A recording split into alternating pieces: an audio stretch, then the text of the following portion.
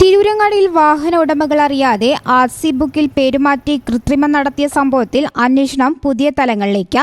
കേസിൽ അറസ്റ്റിലായവരുടെ ആകെ എണ്ണം 3 കഴിഞ്ഞ ദിവസം 2 പേരെയും അറസ്റ്റ് ചെയ്തിരുന്നു. പരപ്പനങ്ങാടി ഉള്ളണ സ്വദേശി കറുവാടത്ത് നിസാർ, കരുവാങ്കൽ സ്വദേശി നയീം, ചെട്ടിപ്പടി സ്വദേശി കോട്ടുവാലന്റെ പുരയ്ക്കൽ ഫൈജാസ് എന്നിവരാണ് അറസ്റ്റിലായത്. നിസാറാണ് 2 പേരുടെയും സഹായത്തോടെ RCയിൽ കൃത്രിമം കാണിച്ചതെന്ന് പോലീസ് കണ്ടെത്തി. വ്യാജ RC നിർമ്മിക്കാൻ തിരൂരങ്ങാടി സബ് RT ഓഫീസിൽ നിന്ന് സഹായം ലഭിച്ചുവെന്നും നിസാർ പോലീസിന് മൊഴി നൽകി. മൊഴിയുടെ അടിസ്ഥാനത്തിൽ അന്വേഷണം സബ് RT ഓഫീസിലേക്കും നീങ്ങും. സംഭവത്തിൽ വലിയൊരു ക്രമക്കേട് നടന്നതായാണ് കണ്ടെത്തിയിട്ടുള്ളത്. കേസിൽ ഉദ്യോഗസ്ഥർക്കടക്കമുള്ള പങ്ക് നേരത്തെ തന്നെ സംശയത്തിന്റെ നിഴലിലായിരുന്നു. എന്നാൽ ഇക്കാര്യത്തിൽ തുടക്കത്തിൽ പോലീസ് ഉദ്യോഗസ്ഥരിലേക്ക് അന്വേഷണം നീട്ടിയിരുന്നില്ല.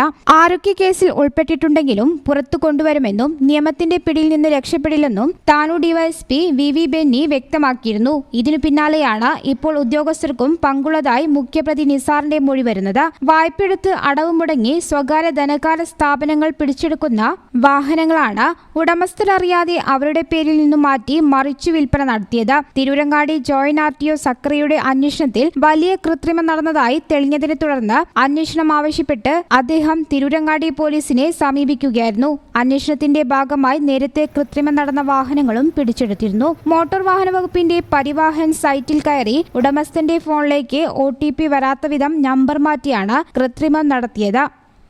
News bureau, Tanur. NIPMS Academy, Nisar Hospital, Valancheri. For admission 9957 08048.